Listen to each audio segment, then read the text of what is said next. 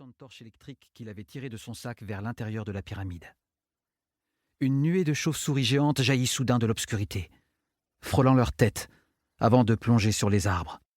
Le professeur gratifia son assistant qui avait sursauté d'un regard dédaigneux et s'engagea dans le couloir. Emiliano et Joao Busca le suivirent.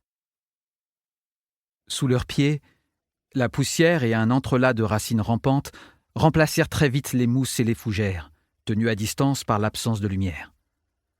Les murs de pierre étaient gravés de motifs géométriques complexes qu'Emiliano aurait aimé étudier de plus près. Mais Ernesto Sapati en avait décidé autrement. Courant presque, il gagna la salle qui s'ouvrait à l'extrémité du couloir. Y trouver la statue d'un dieu maya, peut-être Quetzalcoatl en personne, lui offrirait enfin la célébrité et la reconnaissance de ses pairs. Cette reconnaissance qu'il avait toujours recherchée. Cette reconnaissance qu'il avait toujours fuie. Il se figea. La salle était peut-être un temple, mais elle ne contenait aucune effigie, aucun autel, aucune sculpture en rapport avec les Mayas ou une autre civilisation précolombienne. Elle n'était pourtant pas vide. Un cube de pierre d'un peu plus d'1 mètre d'arête, effrayant de noirceur, occupait son centre, flottant entre le sol et le plafond. Pendant 1 minute, qui parut durer une éternité, Ernesto Sapati et Emiliano restèrent figés par la stupeur et l'incrédulité. Puis, ils se reprirent. L'un se baissa pour observer le dessous du cube, tandis que l'autre en effectuait lentement le tour.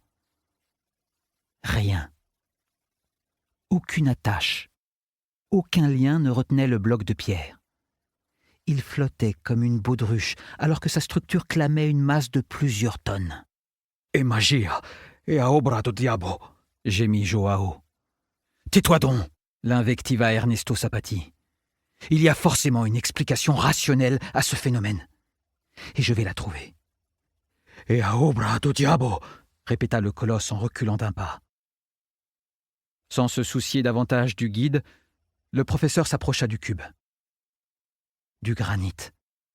Ce devait être du granit, ou peut-être une variété de marbre grumeleux. Cela n'expliquait toutefois pas pourquoi ce diable de rocher tenait en l'air. Avec une infime hésitation, Ernesto Sapati posa sa main à plat sur la pierre. Il la retira aussitôt. Il faisait une chaleur étouffante dans la jungle. 40 degrés au moins, qui en paraissaient 10 de plus tant l'atmosphère était chargée d'humidité. Or, le cube était glacé. « Va chercher les autres !» ordonna le professeur à Joao. « Qu'il monte le matériel !» 1 heure plus tard, la salle était brillamment éclairée par 4 projecteurs placés à chaque coin. Ernesto Sapati avait pris une 50aine de photos du cube, sous tous ses angles, avec toutes les résolutions que lui offrait son objectif. Et il n'avait toujours pas la moindre idée de ce qui causait sa lévitation. Les 6 porteurs brésiliens et Joao se tenaient à l'entrée de la salle, psalmodiant une litanie de prières et d'incantations. Ils étaient blêmes. Et le mot « diabo », diable en brésilien, revenait sans cesse.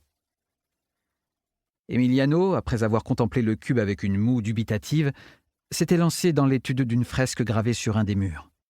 « C'est curieux », finit-il par dire. « Les personnages représentés sur cette fresque sont rassemblés en 7 groupes. Croyez-vous qu'il s'agisse des 7 tribus nahuas de la légende ?» Ernesto Sapati haussa les épaules. « La légende à laquelle vous faites allusion est aztèque et non maya. Elle n'a donc rien à voir avec ce qui nous intéresse. » Il avait parlé sur le ton méprisant qu'il avait coutume d'employer lorsqu'il s'adressait à son assistant, ce qui ne l'empêcha pas de s'approcher pour observer la fresque.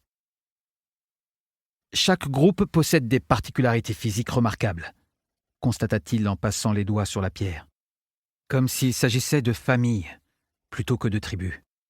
Et là, il désignait, à l'endroit où semblaient converger les 7 familles, une forme sculptée avec précision. Un cube creux, ouvert selon une ligne de partage courbe. Ernesto Sapati et Emiliano Pour continuer à écouter ce livre audio gratuitement, cliquez sur le lien dans la description et vous pourrez l'écouter en entier sans frais grâce à l'essai de 30 jours d'Audible.